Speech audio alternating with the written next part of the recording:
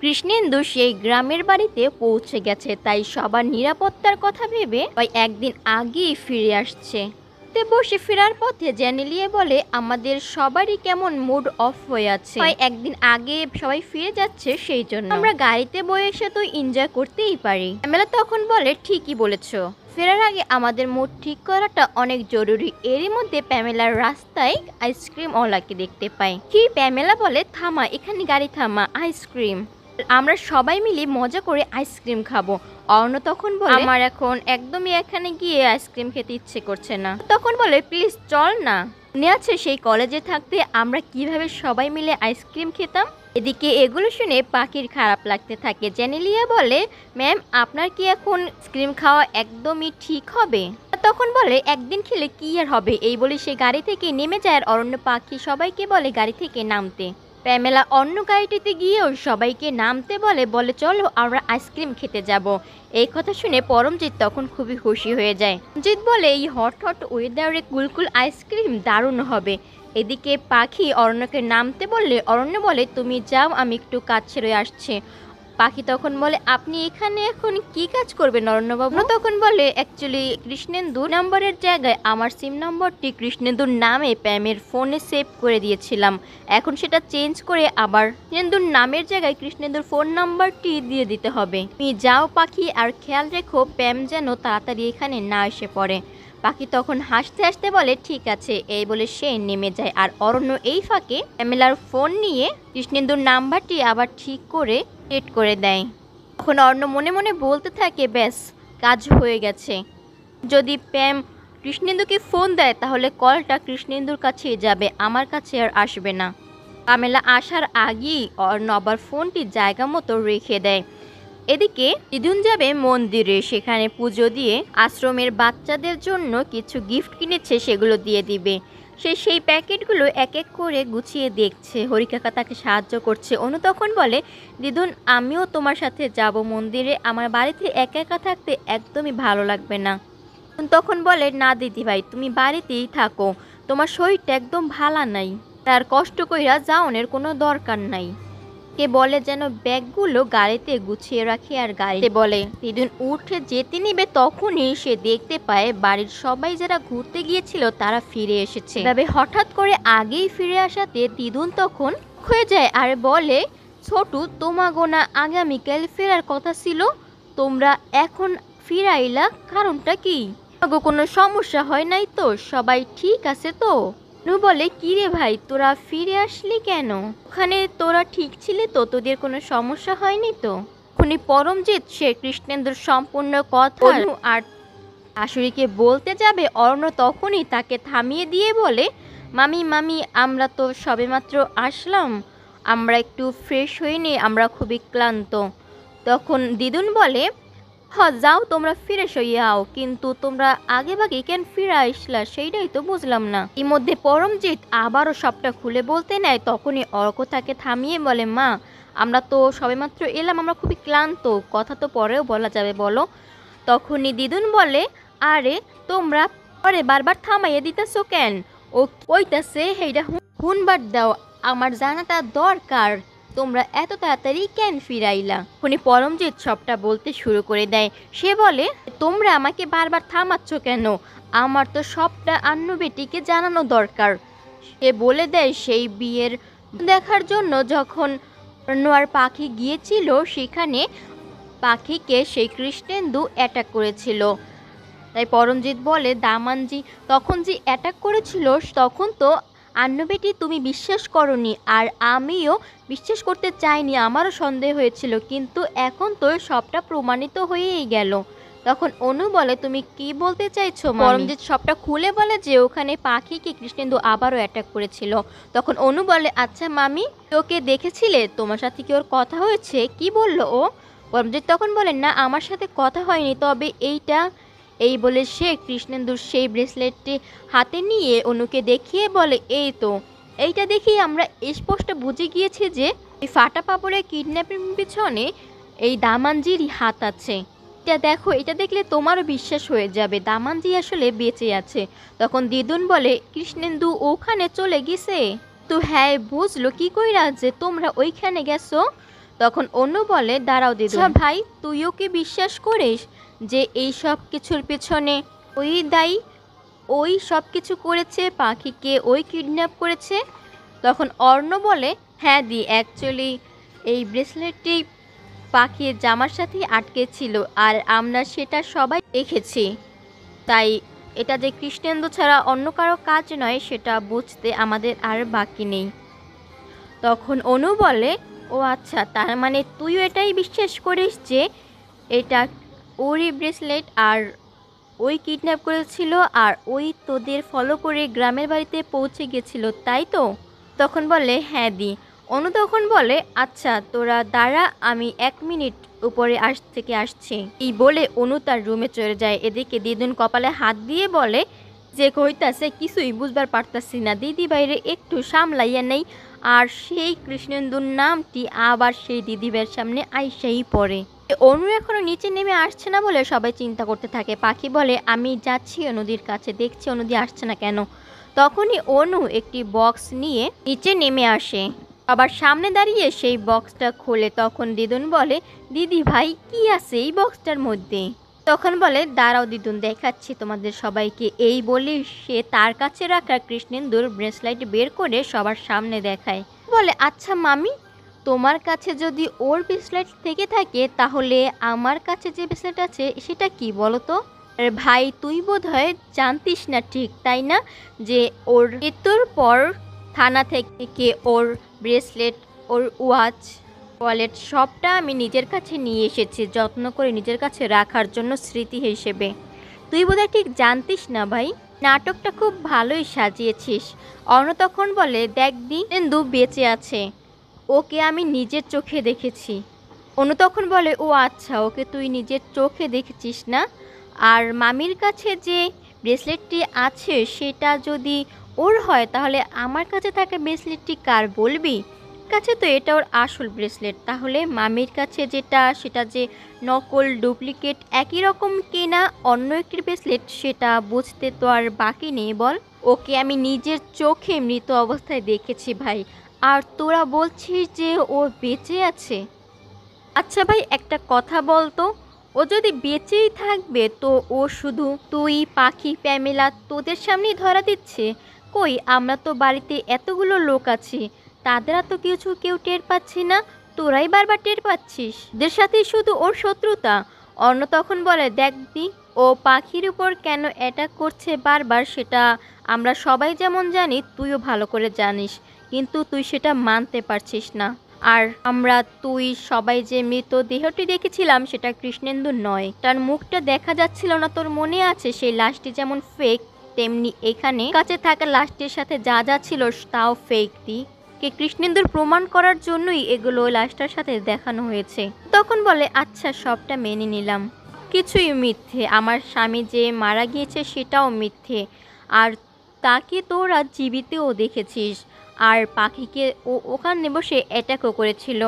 আচ্ছা ভাই, ও যে এত কিছু করেছে, তোরা এত গল্প বলছিস, এত কিছু করছিস, কিন্তু আমাকে কিছু বোঝানোর চেষ্টা না করে একটা কাজ করে দিবি? অনু তখন বলে, দি তুই বল, তুই কি চাস? আমি সব করতেই রাজি। অনু তখন বলে, আচ্ছা ভাই, ওকে একবার আমার চোখের সামনে নিয়ে আসতে পারবি? আমি নিজের চোখে ওকে দেখতে চাই। অনু তখন চুপ করে দাঁড়িয়ে থাকে আর মনে মনে ভাবতে থাকে, দি চোখের সামনে ওকে আনার জন্যই এত কিছু প্ল্যান করা। অনু তখন অন্যর দিকে তাকিয়ে দেখে সে চুপ করে দাঁড়িয়ে আছে। অনু তখন বলে, ভাই চুপ করে আছিস যে, পারবি না তাই না? আমি সেটা বুঝতে পেরেছি। তুই এখন কেন, তুই কোনোদিনও ওকে আমার চোখের সামনে আনতে পারবি না, কারণ মৃত মানুষকে কি আর মৃতভাবে সবার সামনে আনা যায়? এই বলে অনু তার রুমে চলে যায়। এদিকে অরণ্য মনে মনে ভাবতে থাকে, পার্বতী ওর সামনে কৃষ্ণেন্দুকে আমি ঠিকই নিয়ে আসবো, এটা আমার চ্যালেঞ্জ। এদিকে দিদুন বলে, তো কষ্ট কইরা দিদিভাইরে নিজেরে সামলাইয়া নিতে সাহায্য করছি, দিদিভাই নিজেরে অনেকটা সামলাইয়া নেওয়ার চেষ্টা করতেছে, আবার সেই নামটা চইলা আসলো, এখন যে দিদিভাইরে কেমনে সামলামো কিছুই বুঝবার পারতাছি না। তা তখন বলে, মামি কৃষ্ণেন্দুর ব্যাপারে এইসব এখানে আলাপ করার কি দরকার ছিল বলো তো? দেখেছো তো অনুদির মুখটা কেমন অফ হয়ে গেল, ও পরমজিৎ তখন বলে, এইসব তুমি কি বলছো? আজ না হোক কাল হোক সত্যিটা তো সবার সামনে আনতেই হতো, আর বেটিকে তো সবটা জানাতেই হবে, তাই না? তখন রেগে গিয়ে বলে, আমার এই শেষ কথা, দিদিভাইয়ের সামনে তোমরা আর কৃষ্ণেন্দুর নাম কখনোই মুখে আনবা না। তাই হইয়া যাক না কেন, দিদিভাইয়ের সামনে যেন কৃষ্ণেন্দুর নামটা আর কখনোই আসে না। এই বলে দিদুন সেখান থেকে চলে যায়। আর আগে বলে যায়, পুজোর ব্যবস্থা করা হয়েছে, তোমরা সবাই তৈরি হইয়া নাও উপরে গিয়া। দিকে প্যামেলা তার রুমে গিয়ে ভাবতে থাকে সেই কৃষ্ণেন্দুর নামটা সবার সামনে চলেই আসলো। আর ভালোই লাগছে না, কি করব কিছুই বুঝতে পারছি না। ও নিজে তো ধরা খাবেই, সাথে আমাকেও ধরা খাইয়ে দেবে। না, এখন খুব সাবধানে চলতে হবে। কিন্তু ওই ব্রেসলেট কাছে যদি আসল ব্রেসলেট থেকে থাকে তাহলে কৃষ্ণেন্দু তো মরে যায়নি, সেটা তো আমি ভালো করেই জানি। তাহলে কোনটা আসল কোনটা ফেক কিছুই তো বুঝতে পারছি না। কেয়ারলেস কৃষ্ণেন্দু কি করে হতে পারে? এদিকে অরণ্য আর পাখি রুমে বসে কথা বলছে। অরণ্য বলে, পাখি দেখেছো, তোমার একটি ভুলের কারণে আজ বাড়িতে কীরকম একটা সিচুয়েশনের তৈরি হয়েছে। দি কতটা কষ্ট পাচ্ছে, দিয়ের সামনে সেই আবার কৃষ্ণেন্দুর নামটা চলেই আসলো। দি কষ্টটা কষ্ট পেয়েছে, বুঝতে পারছো? পাখি তখন বলে, ও আচ্ছা, আপনি আমাকে এখন দোষারোপ করছেন? হ্যাঁ অর্ণবাবু, এটা আমি মানছি যে আজ যা কিছু হয়েছে হয়তো আমার ভুলের জন্যই হয়েছে। আমি এর আগেও অনেকভাবে অনেক ভুল করেছি, আপনি সবসময় সবটা সামলে নিয়েছেন। এরপর আমাদের অনেক কেয়ারফুল থাকতে হবে, খুব সাবধানে চলতে হবে। অর্ণ তখন বলে, ও কেয়ারফুল, বুঝতে পারছো তুমি ঠিক কতটা কেয়ারফুল থাকো? কি মামির কাছে ওই ব্রেসলেটটি কী করে গেল? ওটা তো তোমার জামাই ছিল। পাখি তখন বলে, সত্যি আমি জানি না কি করে মামির কাছে সেটা চলে গেল। অন্য তখন বলে, এটা কেমন কথা বলছো? তা কিভাবে? এসব কথার কোনো মূল্য নেই। আর এরই মাঝে শেষ হয়ে যায় 473 নম্বর এপিসোড। এর পরবর্তী এপিসোড 474 নম্বর এপিসোডে আমরা দেখতে পাই অর্ণ বলছে, পাখি তোমার কেয়ারলেসের জন্য আজকে বাড়িতে এত বড় একটা ঘটনা ঘটে গেল। শুধুমাত্র এই ব্রেসলেটটি যদি মামির কাছে এখন না থাকতো, মামি এতটা আবারই কিছুতেই করতে পারতো না। মামিও একটা মাত্র টপিক পেলে সেটা নিয়ে দুনিয়া বাঁধিয়ে ফেলে, তারপর তো এই ঘটনা নিয়ে। তখন বলে, সত্যিই বলছি আমি অর্ণবাবু, আমি জানি না যে মামির হাতে ব্রেসলেটটি কিভাবে গেল। সবার প্রথম তো মামি সেই ব্রেসলেটটি দেখেছিল, তাই হয়তো কোনোভাবে সেটা নিজের কাছে নিয়ে রেখেছে অন্যদিকে এভাবে দেখানোর জন্য। তখন বলে, এরপর থেকে খুব সাবধানে চলতে হবে। পাখি তখন বলে, সব কিছুই ঠিক আছে অর্ণবাবু, সাবধানে চলতে হবে, খুব বুঝে শুনে পা রাখতে হবে, কিন্তু তারপর যদি শেষ রক্ষা না হয় তখন? মানে আমি বলতে চাচ্ছিলাম, যদি গৌতমবাবুর সাথে আমার বিয়েটা সত্যি সত্যি হয়ে যায়। তখন বলে, তুমি এখন আমার কাছে এই প্রশ্নটা করছো, তোমার মনে হয় আমি এমনটা হতে দিব? গৌতমকে যদি কেউ গান পয়েন্টে রেখে বিয়েটা করতে বলে, ও তোমাকে সিঁদুর পরাবে না। আমি এত কাঁচা খেলোয়াড় না, কিন্তু আমি এখন এগুলো বলছি তোমাকে শুধুমাত্র একটু আশ্বাস দেওয়ার জন্য। আমার কাজের ব্যাখ্যা আমি কাউকেই করি না। তখনই দিদুন তাদের কাছে এসে বলে, কই তোমরা এখনো রেডি হও নাই? এই জায়গায় খাড়াই আসো। তারপর দিদুন ওদের মুখ থেকে বুঝে যায় কোনো কিছু নিয়ে হয়তো সমস্যা হয়েছে, তাই সে জিজ্ঞাসা করে, তোমরা এখানে এইভাবে দাঁড়াই আসো কেন? কোনো সমস্যা হয় নাই তো? কি তখন বলে, না দিদুন, সবটা ঠিক আছে, আমরা আসছি। দিদুন তখনই যেতে নিবে, তখনই পরমজিৎ তার সামনে পড়ে। দিদুন তখন বলে, কি তুমি রেডি হয়েছো? পরমজিৎ তখন বলে, শাশুমা একটা কথা ছিল। দিদুন কি জিজ্ঞাসা করলে সে বলে যে ওখানে তো প্যাম আর অরণ্যর পুজো রাখা হবে, তারা পুজো করবে। এই ফাঁকে ফাটা পাপড় আর গৌতমেরও পুজো হয়ে যাবে, তাই সে গৌতমকে খবর দিয়েছে সেখানে আসার জন্য। শুনে দিদুন তখন বলে, তোমাকে এরম বাড়াবাড়ি করতে কেডাই কইছে? তো পরমজিৎ ভেঙচি দিয়ে সেখান থেকে চলে যায়। এদিকে অনু রুমে গিয়ে সেই বক্স থেকে কৃষ্ণেন্দুর ব্রেসলেট ওয়াচ বের করে সেগুলো দেখছে। তার মনে পড়ে যায় সেই পুরনো দিনের কথাগুলো, একসাথে কাটানো ভালো মুহূর্তগুলো।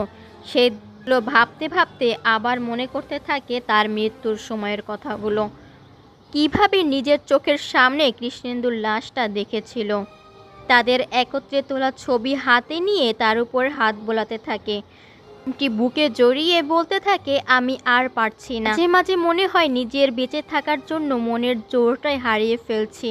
অনেক কষ্টে সবার সামনে নিজেকে সামলে নেওয়ার চেষ্টা করছি, কিন্তু যখন তোমার নামে কেউ বাজে কথা বলে, তোমার নামে কেউ বদনাম করে, তখন সেটা আমি কি করে সহ্য করতে পারি বলো? তোমাকে নিয়ে কত বাজে বাজে কথা বলে, কত খারাপ খারাপ কথা বলে। মাঝে মাঝে ইচ্ছে করে তোমার কাছে চলে যেই, সব কিছুর মায়া ছেড়ে। আমার তো বেঁচে থাকার কোনো নেই, কারোর জন্যই নেই। কিন্তু আমার রাজকুমারী, তোমার আর আমার রাজকুমারীর জন্য আমাকে বেঁচে থাকতেই হবে। তাকে এই পৃথিবীর আলো দেখানোর জন্য আমাকে এইভাবে কঠিন লড়াই করে চলতে হচ্ছে। এই বলে অনু ফ্রেমটি জড়িয়ে অনেক কান্না করতে থাকে। এদিকে বাড়ির বাকি সব লোকজন মিলে পুজো দিতে চলে যায়। এদিকে গৌতমও সেখানে এসে উপস্থিত হয়। গৌতম অর্ণর সাথে কথা বললে অর্ণ বলে, যাও তোমরা গিয়ে পুজোটা দিয়ে আসো। গৌতম চলে যায়। এদিকে পাখি বলে, অর্ণবাবু মানে কি? আপনি মন্দিরের সামনে এসেছেন আর ভিতরে যাবেন না, সেটা কি করে হবে? অর্ণ তখন বলে, পাখি তুমি ভালো করেই জানো যে আমি তবে বিশ্বাস করি, তুমি যা চাওয়ার গিয়ে আর ঠাকুরের কাছে চেয়ে নাও। কি তখন বলে, আমার যা চাওয়ার তা তো আমি পেয়েই গেছি। ভগবান তো আমার লাট সাহেবকে আমাকে দিয়েই দিয়েছেন। এখন কিছু ভালোভাবে ঠিক হয়ে গেলেই হলো। নিয়ে এখন চলুন। তখনই দিদুন এসে তাদের দুইজনকে ভিতরে যেতে বলে। অর্ণ তখন বলে, হ্যাঁ আসছি দিদুন। পাখি সেই কথা শুনে অর্ণর দিকে অবাক দৃষ্টিতে তাকায়। এদিকে দিদুন বলে, খাড়াই আসো কেন, তাড়াতাড়ি ভিতরে আহো। কথা শুনে পাখিও তখন বলে, দিদুন তুমি যাও, আমরা আসছি। দিদুন চলে যাবার পরে পাখি অর্ণর দিকে তাকিয়ে বলে, অমনি না। দিদুন যেই বলল তখনই যেতে রাজি হয়ে গেলেন। আর আমি যে এতক্ষণ ধরে বললাম তার কোনো কিছুই মূল্য নেই না। অর্ণ তখন বলে, পাখি তুমি ভালো করেই জানো আমি রিজন ছাড়া কোনো কিছুই করি না। যেতে এই জন্য রাজি হয়েছি যে এখানে আমার সাথে প্রেমের পুজো দেওয়ার কথা, আর আমি যদি না যাই লোকেরা এখন অন্য কিছু ভাবতে পারে। পাখি বলে, আপনি যাওয়ার আগে এই কালো চশমাটা খুলে যান, না হলে আপনি না দেখতে পাবেন, আপনাকে না ঠাকুর দেখতে পাবে। আর দেখা গেল আপনাকে আশীর্বাদ করার পরিবর্তে অন্য কাউকে আশীর্বাদ করে দিল। অর্ণ তখন চশমাটি খুলে ভিতরে চলে যায়। পাখি একা দাঁড়িয়ে হাসতে থাকে। এরপর সবাই সেখানে উপস্থিত হলে ঠাকুরমশাই জিজ্ঞেস করে, কার নামে পুজো হবে? দিদুন বলে, পাখি আর আর আমাগো এই ছোটুর নামে। তখন পরমজিৎ বলে, শাশুমা এসব আপনি কি বলছেন? না না, এই টাপাপুর আর গৌতম আর অরণ্য আর প্যাম মশাই তখন সবটা শুরু করলে। পাখি প্রে করছে, তখন অরণ্য তার দিকে তাকিয়ে থাকে। পাখি তখন তার দিকে তাকাতেই সাথে সাথে মাথা ঘুরিয়ে নেয়। পাখি আবারও প্রে করতে থাকে চোখ বন্ধ করে। অর্ণ আবারও মেরে তাকে দেখতে থাকে। পাখি আবারও তার দিকে তাকাতেই সে আবারও মাথাটা ঘুরিয়ে নেয়। পাখি তখন মুচকি মুচকি হাসতে থাকে। ওর দিকে তাকিয়ে থাকতেই অর্ণ তাকে মাথা নেড়ে বলে সে যেন তার মতো করে আবার প্রে করা শুরু করে দেয়। পাখি আবারও প্রে করে শেষ করলে ঠাকুরমশাই বলে, সামনে একটি গাছ আছে, সেই গাছে যদি তাগা বেঁধে দিয়ে ইচ্ছা প্রকাশ করা হয়, যদি কিছু প্রার্থনা করা হয়, তাহলে সেই মনোবাসনা পূর্ণ হয়। একসাথে বেঁধে পরে বিয়ের পর আবার যেন তারা এসে জোড়া বেঁধে তাগা আবার খোলে। তারা সেই গাছের কাছে চলে যায়। পিউ অর্ক একসাথে তাগা বাঁধতে থাকে। দিদুন পরমজিৎকে বলে গাড়ি থেকে যেন সেই পোশাকগুলো নিয়ে আসা হয়, যেগুলো আশ্রমের বাচ্চাদের জন্য আনা হয়েছিল। পরমজিৎ একটু যেতে না চাইলে দিদুন তখন তাকে বলে, সারাক্ষণ শুধু খাই খাই খাই, কাজের বেলায় নাই, যেই কামটা কইতাছি সেই কামটা করো গিয়া। পরমজিৎ তখন তাকে ভেঙচি দিয়ে সেই গিফটের প্যাকেটগুলো নিয়ে আসতে চলে যায়। প্যামেলা অরণ্যকে বলে, চল আমরা একসাথে টাকাটা বেঁধে ফেলি। আর ঠিক সেই মুহূর্তেই প্যামেলার হাতের উপরে কি পটি করে দেয়। সাথে সাথে প্যামেলা বলে, এই কি, আমার হাতে এগুলো কি? অর্ণ তখন বলে, মনে তো হচ্ছে তোর হাতে পাখি পটি করে দিয়েছে। তখন মুখ ভেচকিয়ে বলে, এই পাখিগুলো যে কেন গাছে থাকে? সেই সুযোগে পাখিও মজা করে বলে, পাখিরা তো গাছেই থাকবে, অরণ্যের বিশাল বিশাল গাছেই তো পাখিদের বিচরণ। প্যামেলা তখন বলে, ধ্যাত, আমি যাচ্ছি, এগুলো ওয়াশ করে আসছি। পাখির কথা শুনে অরণ্য মুখে হাত দিয়ে হাসতে থাকে। প্যামেলা চলে যায় তার হাত ওয়াশ করার জন্য। অরণ্য বলে, পাখি এই সুযোগ, চলো আমরা একসাথে গাছের তাগাটা বেঁধে ফেলি। আর দেরি হয়ে গেলে কিন্তু আবার তোমার সতীন চলে আসবে, তখন তোমার সতীনের সাথে আমার তাগা বাঁধতে হবে। পাখি তখন বলে, মোটেও নয়, আপনি আমার সাথেই তাগা বাঁধবেন। তার আগে বলুন প্যাম ম্যামকে উত্তরটা কিভাবে দিলাম। পাখির এই কথা শুনে তখন গৌতম আর অরণ্য হাসতে থাকে। এদিকে অরণ্য পাখি একত্রে তাগাটি বেঁধে ফেলে। সুতা বাঁধা হয়ে যায়। আর এরই মধ্যে সেখানে প্যামেলাও চলে আসে। এসেই দেখে তাদের সুতাটি গাছে বাঁধা হয়ে গেছে। তাই সে জিজ্ঞাসা করে, কিরে অরণ্য, সুতাটা বাঁধা হয়ে গিয়েছে, কিন্তু আমি তো হাত ধুইতে গিয়েছিলাম। তুই আমার জন্য ওয়েট করলি না? অর্ণ তখন বলে, প্যাম দেখ, সুতাটা আমি বেঁধে ফেলেছি। আর ঠাকুরমশাই বলেছিলেন না যে যে নির্দিষ্ট সময়ের মধ্যে বাঁধতে হবে, না হলে কোনো কাজ করবে না, তাই তোর দেরি হচ্ছে বলে আমি তোর হয়ে তাগাটি বেঁধে দিলাম। কি তখন বলে, হ্যাঁ আমিও তো তাড়াহুড়ো করে গৌতম বাবুর সাথে সেই সুতাটি বেঁধে ফেলেছি। দেখুন না সময়টা কিভাবে পার হয়ে গেছে। তো বাঁধলে কোনো কাজ হতো না, তাই অর্ণবাবু আগেই আপনার হয়ে বেঁধে দিয়েছে। অর্ণ তখন বলে, কি যায় আসে তাতে, বল, এরপর আমরা জোড়ায় এসে টাকাটা খুলবো, তাহলেই তো হয়ে গেল, তাই না? প্যাম আর গৌতম সেখান থেকে চলে গেলে পাখি বলে, দেখলেন তারা মা কি সুন্দর আমাদেরকে একসাথে টাকাটা বাঁধার জন্য সুযোগ করে দিলেন। অন্য তখন বলে, ও আচ্ছা, তোমার তারামাই সবটা করেছে তাই না? পাখি বলে, হ্যাঁ সেই তো করেছে, আমার তারামাকে নিয়ে একদম কোনো বাজে কথা বলবেন না। এরপর তারা আশ্রমের সেই বাচ্চাদের জন্য আনা পোশাকগুলো এক এক করে দিতে থাকে। এরই মধ্যে দেখা যায় সেই সিরিয়ালে কৃষ্ণেন্দুও দাঁড়ানো ছিল। পাখি, অরণ্য আর প্যাম তিনজনে মিলে পোশাকগুলো বিতরণ করছিল। পাখি খুব হাসি মনে বিতরণ করছিল, সে কৃষ্ণেন্দুকে তখন খেয়ালই করেনি। কিন্তু একটি চাদর মুড়ি দিয়ে এক সাইডেই দাঁড়িয়েছিল। এদিকে পরমজিৎ এসে বলে, শাশুমা আমি তো সব কাজ করেই ফেলেছি, আর কোনো কাজই বাকি নেই, অনেক টায়ার্ড হয়ে গিয়েছে। এই বলে পরমজিৎ তার নিজের গুণগান নিজেই করতে শুরু করে দেয়। এদিকে দিদুনও তখন মজা করে বলতে থাকে, সব কাজ তো তুমি একা রাতেই সাইরা ফেলাইছো, সব কাজ তো তুমিই কইরা ফেলাইছো, আর বাকিরা তো কেউ কিছুই করে নাই। এদিকে পাখি তখনও পোশাকগুলো বিতরণ করছিল, আর কৃষ্ণেন্দু দাঁড়িয়ে বারবার তার দিকে লক্ষ্য করছিল। এদিকে পরমজিৎ তার গুণগান করতে করতে দিদুনের মুখে এই কথা শুনে বলে, আমার কোনো মূল্যই নেই, এত কাজ করলাম তাও আমাকে ইনসাল্টিং হতে হচ্ছে। তখন বলে, হ বুঝছি, তুমি সব কাম একা রাতেই কইরা ফেলাইছো। পরমজিৎ আশ্রমের অন্য কাজ করার জন্য অর্ককে নিয়ে যেতে চাইলে তখন তার শাশুমা বলে, পিউকেও সাথে করে নিয়ে যাও। পরমজিৎ তখন বলে, হ থ্যাংক ইউ, এই বলে মুখ ভেঁচকিয়ে ভেঙচি দিয়ে সেখান থেকে তাদের নিয়ে চলে যায়। দিকে দিদুন পিউকে হাসি মুখে তার সাথে যেতে বলে। অপরদিকে দিদুন তাকিয়ে থাকে তারা কিভাবে বিতরণ করছে, তাই সে মনে মনে ভাবতে থাকে, ঠাকুর তুমি তো জানো এই পূজা আমি কিল্লাইয়া দিছি, আমি চাই যাতে কইরা পাখিমা আর ছোটু একত্র হইতে পারে, যেভাবেই হোক যে কইরাই হোক ওদের দুইজনের যেন হইয়া যায়। ঠাকুর তুমি অগো মিল কইরা দাও, আমার আর কিছু চাইবার নাই। আর আমার দিদি ভাই ওর মনে তুমি একটু শান্তি কইরা দাও, ও যেন একটু শান্তি পায়, দয়া কইরা আমার এই মনের বাসনাগুলো তুমি পূর্ণ কইরা দাও ঠাকুর, পূর্ণ কইরা দাও। এদিকে প্যামেলা বিতরণ করতে করতেই সে খেয়াল করে সেখানে কৃষ্ণেন্দু দাঁড়ানো। সে দেখতে পায় চাদর মুড়ি দিয়ে কৃষ্ণেন্দু সেখানে দাঁড়িয়ে আছে। সাথে সাথে মনে মনে বলে, কৃষ্ণেন্দু এখানে চলে এসেছে। এরই মধ্যে পাখিও বিতরণ করতে করতে এখানেই চলে আসছে। প্যামেলা তখন সাথে সাথে তাকে ধরে বলে, পাখি এখানে আর যে কজন আছে আমি দিয়ে দিচ্ছি, তুমি যাও না, ওদিকে অনেক বাকি আছে, ও যে অরণ্যর ওখানে যাও। পাখি তখন বলে, কিন্তু ম্যাম। কিন্তু প্যামেলা তাকে ধরে তাড়াতাড়ি সরিয়ে দিয়ে বলে, তোমাকে বলেছি না এখান থেকে যাও, অর্ণকে গিয়ে হেল্প করো, এটা আমি ম্যানেজ করে নিচ্ছি। পাখি তখন অর্ণকে হেল্প করতে চলে যায়। একে পামেলা তখন কৃষ্ণেন্দুকে বলে, কৃষ্ণেন্দু তুমি এখানে কেন এসেছো? আমাদের ফলো করতে করতে ঠিক এখানেও চলে এসেছো। বলেছি না এখান থেকে চলে যেতে, তুমি কেন আছো এই শহরে এখনো? তুমি জানো অর্ণ যদি তোমাকে একবার দেখতে পায় তাহলে পুলিশে ধরিয়ে দিবে।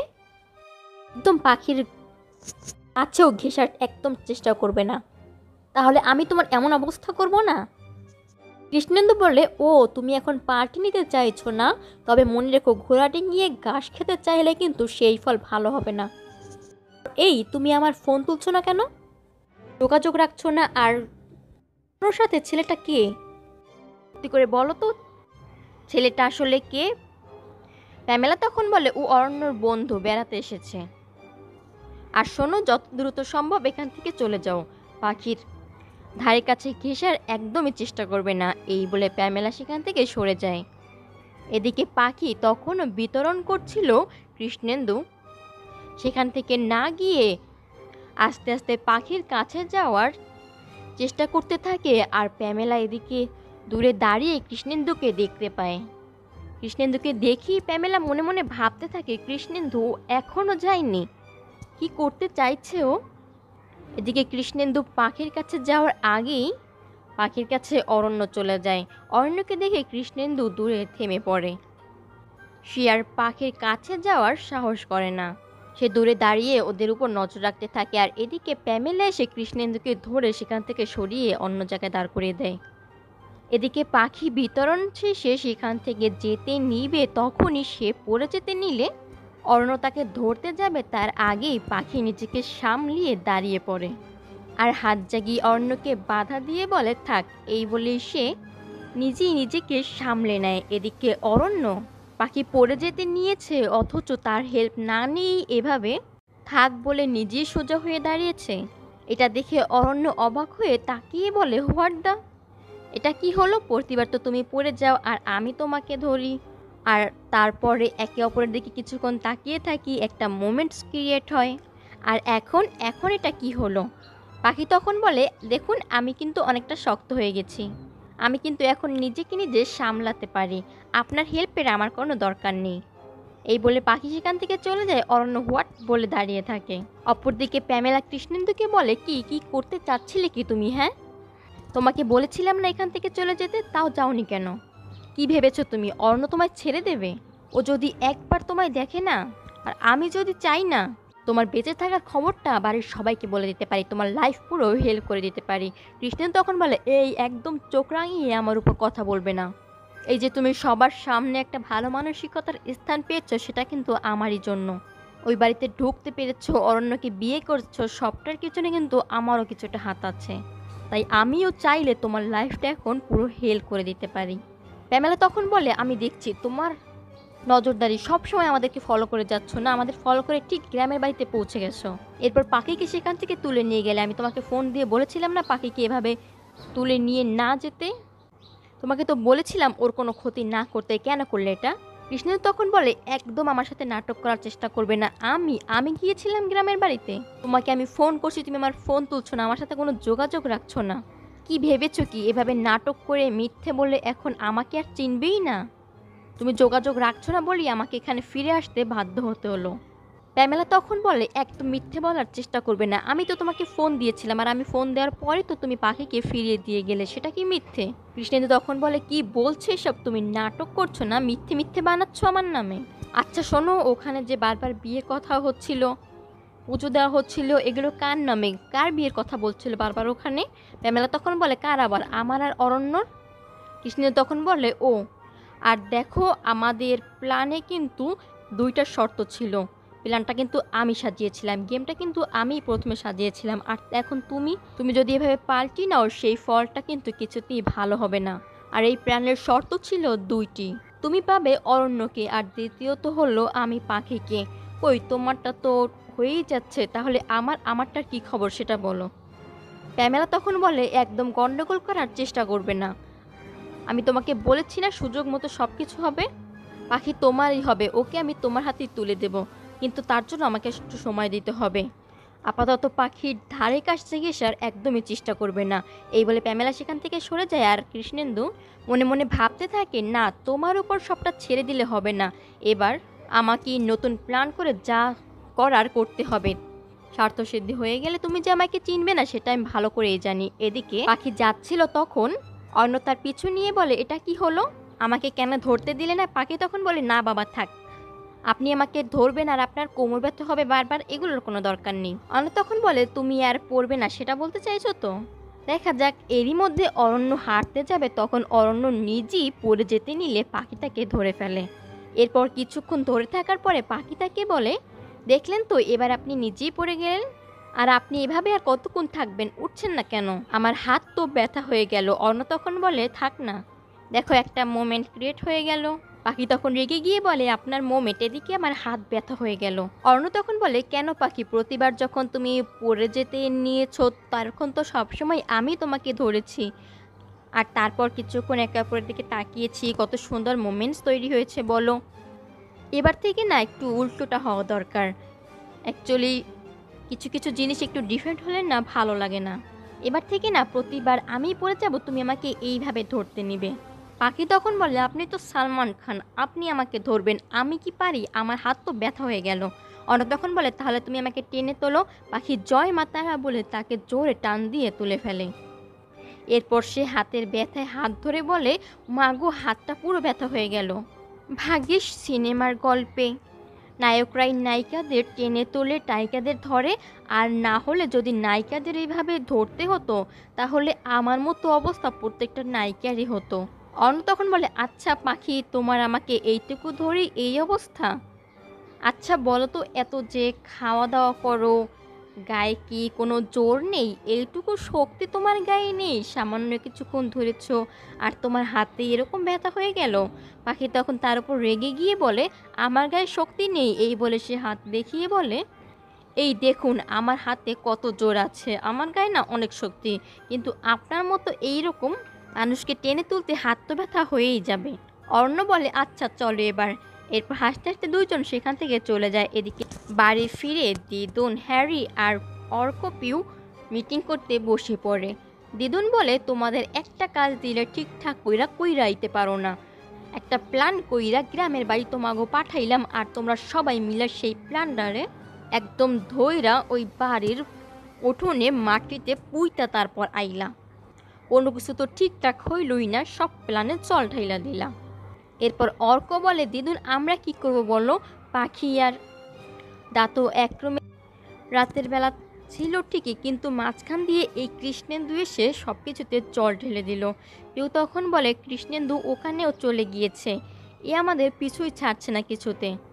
অর্ক তখন বলে, এবার নতুন কোনো প্ল্যান বানাতে হবে। হ্যারি তখন বলে, আমি একটি প্ল্যান পেয়েছি।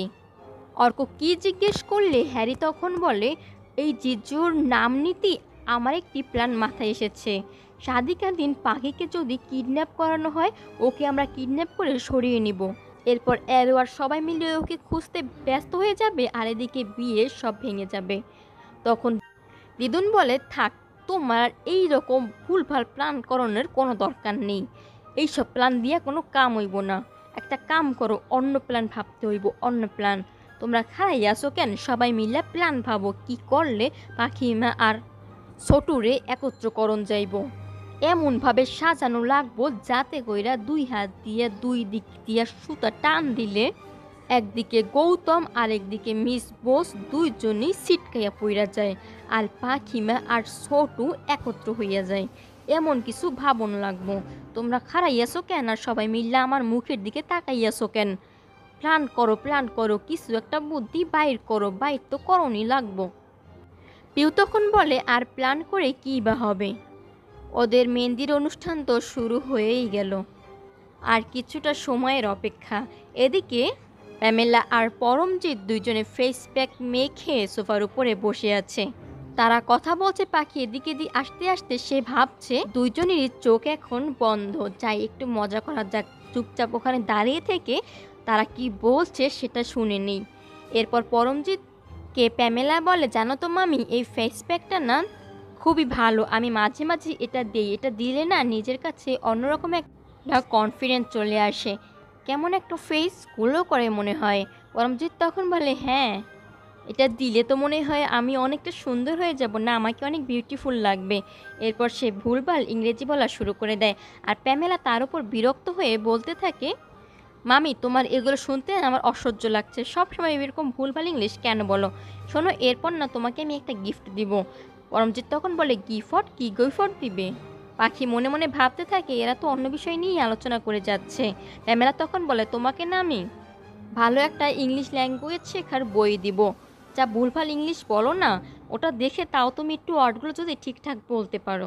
পরমজিৎ তখন বলে, তুমি তো এরপর এই বাড়ির বউ হয়েই আসবে, তখনই আমাকে এখানে বসেই তো শেখাতে পারবে। এদিকে প্যামেলা বলে, আচ্ছা মামি একটা কথা শোনো তো। পরমজিৎ কী কথা জিজ্ঞেস করলে তখন প্যামেলা বলে, আচ্ছা তোমারও কি মনে হয় পাখিকে কৃষ্ণেন্দুই কিডন্যাপ করেছিল? তখন পরমজিৎ বলে, হ্যাঁ, তুমি তো আমার সেটাই মনে হয়েছিল যে দামানজি এগুলো করেছে, কিন্তু যখন দেখলাম আন্নুবিটির কাছে ব্রেসলেট একই রকমের, মনে হচ্ছে এর মধ্যে কিছু একটা আছে। তখন প্যামেলা বলে, আমারও না মনে হয় আমরা যেটা চোখের সামনে দেখছি সেটা সত্য নয়, কোনো তো কিছু গর্বের আছেই এর মধ্যে। এগুলো শুনে পাখি তখন মনে মনে ভাবতে থাকে এরা সন্দেহ করছে, আমাকে তাড়াতাড়ি করে অর্ণবাবুর কাছে জানাতে হবে সবটা। এরপর সে অর্ণর কাছে চলে যায়। এদিকে মেহেন্দির জন্য সবটা সাজানো হয়েছে, বাড়ির সবাই সাজগোজ করে নিচে আসছে। পরমজিৎ পিউকে বলে, এই খুং মেইটাং, এভাবে দাঁড়িয়ে দাঁড়িয়ে কি করছো? শাদিটা কি তোমার হবে না কি? তাড়াতাড়ি কাজে হাত লাগাও। পিউ তখন বলে, দেখুন মা, কিছু মনে করবেন না, আমার এই বিয়েতে কোনো আগ্রহ নেই। তখনই সে রেগে গেলে তখন দিদুন এসে বলে, পিউ মা তো ঠিক কথাই কইছে, এই বিয়েতে আমাগো কারোরই কোনো আগ্রহ নাই। তখনই অরণ্য এসে বলে, দিদুন দেখো, সবটা তো তুমি নিজে মেনে নিয়েছিলে, তাহলে হঠাৎ কেন এরকম বলছো? একটু পরে গৌতমের বাড়ির লোকজন চলে আসবে, আর প্লিজ তোমরা যদি এখানে না থাকো, এনজয় না করো, তাহলে ওদের কাছে প্রশ্নের সম্মুখীন হতে হবে, তখন আমি কি বলবো?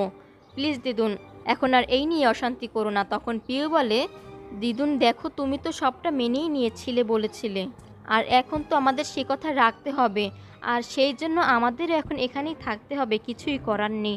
আর এদিকে গৌতমের বাড়ির লোকজনও চলে এসেছে। বরমজিৎ তাদের দেখেই সাথে সাথে গিয়ে বলে, ওয়েলকাম। এরপর কি কি টুইস্ট আসতে চলেছে দেখতে ভুলবেন না। পরবর্তী এপিসোডগুলি ধারাবাহিকভাবে সেই সব সবার আগে পেতে অবশ্যই চ্যানেলটি সাবস্ক্রাইব করে রাখুন। আর হ্যাঁ, ভিডিওতে লাইক কমেন্ট করতে ভুলবেন না। সকলকে অসংখ্য